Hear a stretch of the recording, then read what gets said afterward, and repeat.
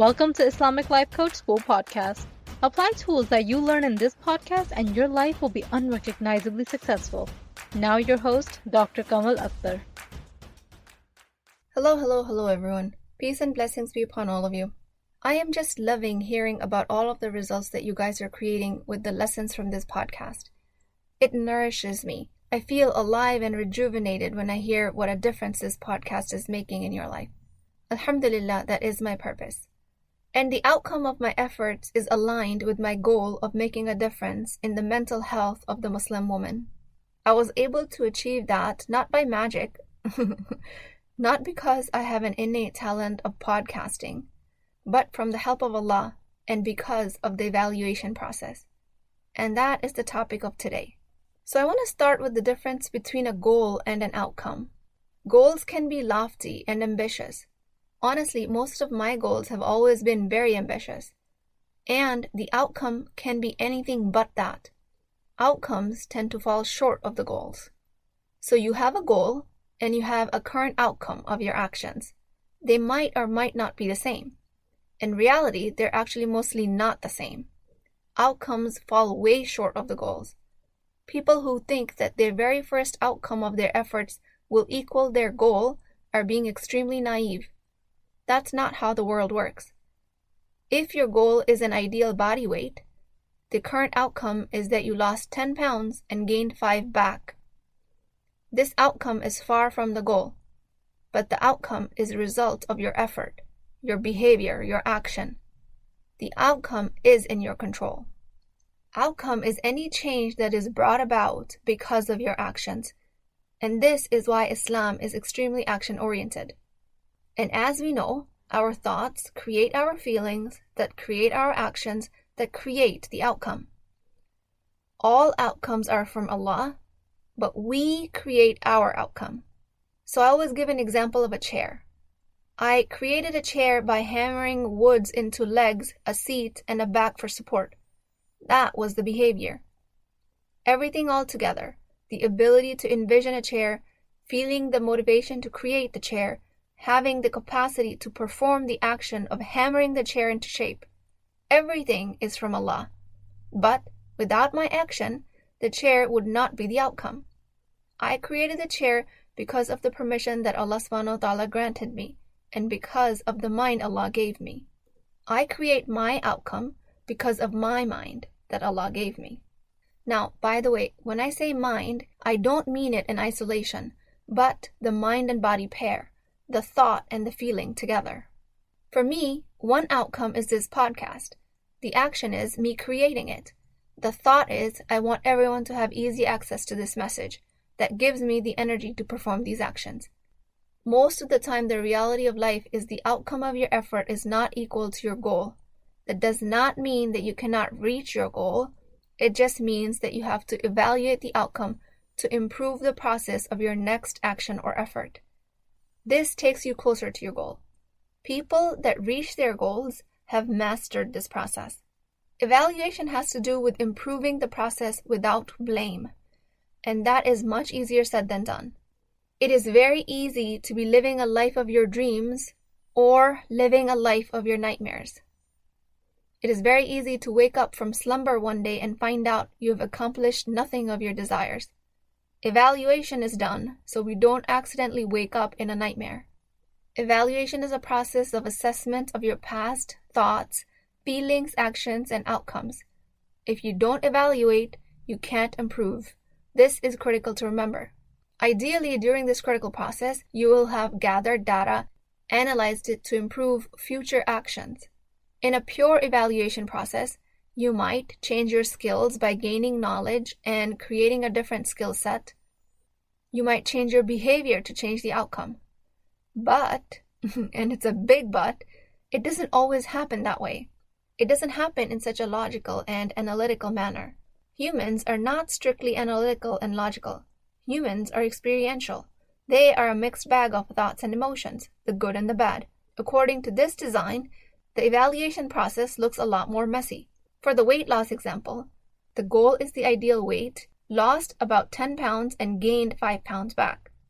The strictly logical mind will say, I had more frequent meals and they were high in carbs. Therefore, the outcome is gaining 5 pounds. Next time, I will fast more, open the fast with a high fiber diet for 1 month. And at that point, I will evaluate the outcome again. So this is ideally what should happen. This is our pure rational reasoning mind. But what it actually looks like is you start to tell yourself, I am such a loser. My body is not designed for this. I hate the scale in this world. In real life, the evaluation process turns into a self-beating contest. The inner critic has a field day when your outcomes are far from your goals. On the surface, you will be living active lives, but for the most part, outcomes of your actions are creating obstacles in your progress, rather than forward momentum. And that is all because of our brain. It has ingrained negativity bias. When results are different than what we expected, it takes that disparity and it enhances it. The inner critic makes it so personal that instead of being able to perform blameless evaluation, we turn it into a self-badgering contest. It becomes super painful. The outcome evaluation is supposed to be looking for the changes you want to make, and you're supposed to be looking at it just with a critical eye. Whether the changes you made are favorable or unfavorable, whether the outcomes are closer to your goal or not. That's it. It does not mean anything about you or your natural ability to succeed. Why some people oppress others? That is because they are unable to evaluate themselves. Their self-blame pathway of the brain is so strong that it blocks the improvement process. And since they can't improve without evaluation, they turn to oppression to try and control other people to help themselves feel better. Seth Godin says, when you're evaluating how your book sales went on Amazon, you're not going to want to evaluate the 1-star review that is a total judgment of you. That says more about the reviewer than it says about you or your book. You're going to review a 3-star review from someone who actually read your book and has constructive feedback about it. The 1-star reviewer, having never read your book, sounds like an expert at criticism. Let them be. Evaluate your book from a perspective of someone who will actually consume your product, read your book, and shows that she will benefit if the product is more refined. She provides blameless evaluation. After having this distinction of how to approach this process, the actual point I want to make is that evaluation puts you on the path of Ihsan. Now, how is that? Let me elaborate. When you are judging yourself and being harsh on yourself for making humanly mistakes, you are not improving things. You are just sitting in shame and anger. Our soul's voice is designed to present guilt and shame to help us pay attention so we can follow it up with corrective action. Shaitan, the inner critic, the primal brain, on the other hand, will have us spinning downwards in the vortex of shame and guilt, out of which we never create an evaluation process and we never improve. And the outcome we end up creating is that we prove ourselves unworthy of improvement. With this in mind, I want you guys to make a promise today. Make a decision today to allow yourself blameless evaluation of your actions and decisions. Sentences that would have sounded like, I'm not smart enough to get an A, I can't get into school, my marriage is lost, need to be dropped. These sentences, you'll notice, will show up in a first-person narrative, but it is actually Shaitan keeping you in self-judgment so you don't have a chance at improvement. He is responsible for persistent judgment of yourself, of your circumstances, and of others. This is how he keeps you away from the life of Ihsan. We suffocate the evaluation process out of self-judgment, which all but guarantees our failure. Blameless evaluation is the birthplace of the life of Ihsan. Now, how am I making this claim? And if you're not seeing this connection, it's possible you're confusing a life of Ihsan with perfectionism. Ihsan is about striving in the path of Allah. It's not about being perfect. Human beings are not created to be perfect. When will you ever be able to pay undivided attention in your prayer? Most likely never. Human mind is not created to be completely free of distractions, but you can very much uplevel your concentration when you strive to improve. You will be getting less and less distracted through the evaluation and the refinement process until you have more concentration than you actually expected. And if you fall prey to distraction, then you just come back to starting the evaluation process and improvement again. Abu Hurairah reported, the Messenger of Allah, peace and blessings be upon him, said, "By the one in whose hand is my soul, if you did not sin, Allah would replace you with people who would sin, and they would seek forgiveness from Allah, and He would forgive them." Sahih Muslim. Forgetfulness, ghafla, distraction, all of it is an intricate part of being an earthly human. From that, you evaluate, identify a mistake, seek forgiveness, and improve your actions for the next time. That's it. Blameless evaluations leads to a life of ihsan. People tell me, well, that can't be true. If I don't blame myself, I would never actually see the problem, and I would never improve. I would never ask for forgiveness. So I have to continue to blame myself. Again, if you're staying in blame just long enough to recognize the mistake, the sin, the omission of the correct action, then you're doing it right. But that time period just needs to be a fraction of a second. The blame needs to present itself only for a short period of time, to the tune of a few seconds only. And it presents just to grab your attention. Any time spent in blame after that is your inner shaitan indulging you in self-harm so you can get off this path of improvement. Many of the clients I see deem themselves unworthy of a life of ihsan. Again, that is one of the best tricks of shaitan. Of course you're worthy of Allah subhanahu wa ta'ala. Of course you're worthy of ihsan. Allah subhanahu wa ta'ala deemed you worthy when He sent you to this earth on this journey. I want you guys to think about this. Shame, guilt, and blame blocks our progress, blocks our improvement for the next time. While definition of ihsan is improving for the next time for the sake of Allah, which is striving. You are striving when you're improving and refining the process. You will release self-blame for the sake of Allah. Without blame, you can actually improve. With blame, you will create more self-judgment and guilt. Let's say you promised yourself that you will prepare kids' lunches the night before, and you just didn't come around to doing it. How we usually talk to ourselves when something like this happens is, I don't know why this always happens to me. I can't seem to follow through with this process. This is not for me. I will just have to accept it. I have no choice but to rush frantically every morning to get all the things done. This sort of acceptance of defeat comes from the underlying blame that I don't have what it takes to have discipline. But what it actually sounds like that our brain, in the name of self-preservation, presents it to us as confusion. And it says, I don't know how to do this. I don't know how other people do it, but I can't seem to do it. This is subtle because instead of presenting blame and guilt, it just presents confusion.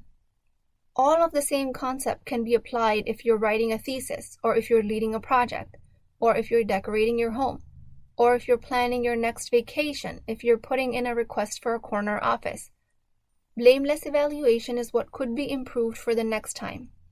And asking that question not from a place of believing that I am particularly incompetent, but from a place of curiosity, openness, and acceptance. Acceptance of the self and the circumstance.